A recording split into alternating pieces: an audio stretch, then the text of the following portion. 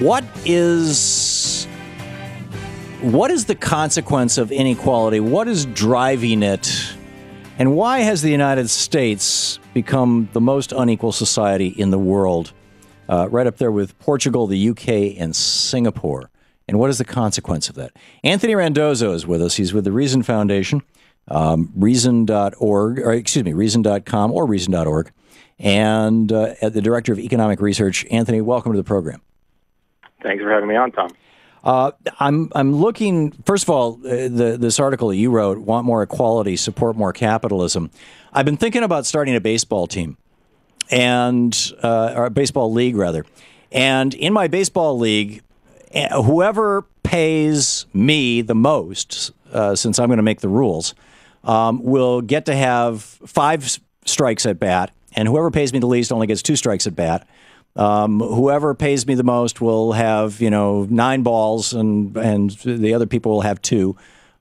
We can even change the position of the pitcher's mound if they pay enough, and there won't be any umpires. Nobody's going to be overseeing what they're doing. We're going to do away with unnecessary regulations.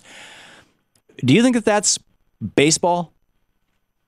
Well, it's certainly not Major League Baseball, but as long as the other teams that are joining in your league voluntarily want to join it, I don't really see a problem with it. I don't think that it would take off, but if there are people that wanted to do it, that in a free society that should be allowed. But I don't disagree that it should be allowed. I just don't think that it would work. And this is what you're suggesting for our economy.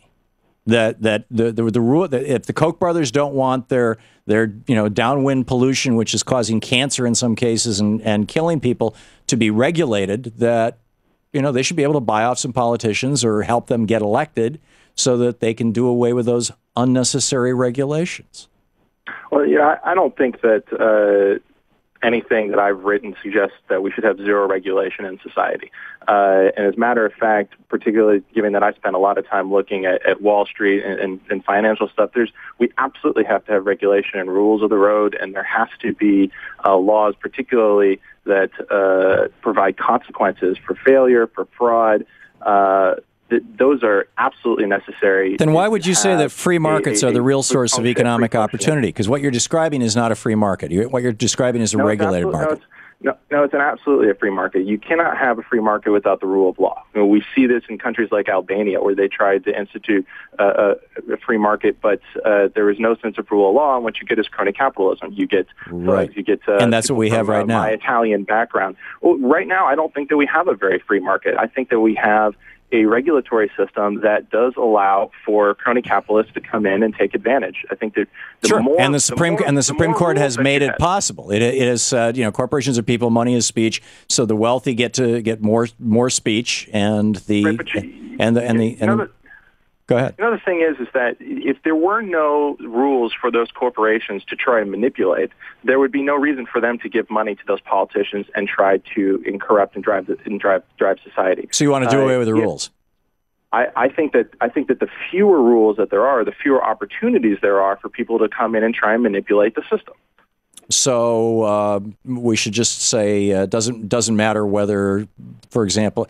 Actually, let's just leave it at that. With that, and let me move along. I think we can go round and round. We could, and we could do dueling examples all day long, and it wouldn't get us anywhere. You're right. If the wealthy get wealthier, no one has to become a penny poorer. This childish idea that the economy is a zero-sum game might appeal to populist sentiments of the so-called 99%, to the envious nature of some others, or the emotions of many struggling through this terrible economy. But in the end, it doesn't stand up to the most rudimentary inspection. Actually, it does. If you look at the statistics from the Fed, this is from the Fed. In 1978, the top 1% in the ladder took in under 9% of the nation's income, leaving a bit more than 91% for the rest of us. In 2007, the year before the crash, they took in 23.5%, leaving just 76.5% for the rest of the population to split up. You talk about how household incomes have not gone down. But household incomes, the average number of people working in a household has almost doubled since Ronald Reagan came into office. When you look at individual wages, you're seeing, and when you look at individual wages of the bottom 90%, in other words, you take out The Koch, it's the old joke. The 9 guys who make $30,000 a year are all standing at the bar. Bill Gates walks in. All of a sudden, on average, everybody there is worth $30 million or $3 billion or something like that. And if you take out, if you filter out that top 1%, then what you see is that average wages are going down, and they've been going down ever since Reaganomics was instituted. The economic policies that you guys are promoting are devastating the middle class in this country.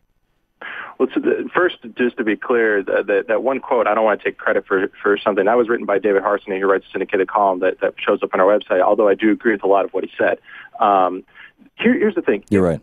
One thing that I think should be absolutely clear is that income inequality is not inherently a terrible thing. If all of those people that are on the bottom rung of the ladder have $1 million, and everybody at the top has $1 trillion, and that 1% will have $1 trillion, that is not, and that's a huge wealth gap. But that doesn't necessarily mean that. But that's not going to happen. That's not going to happen unless we have Weimar Republic type of hyperinflation. So it's not. But it's not going to happen, Tom.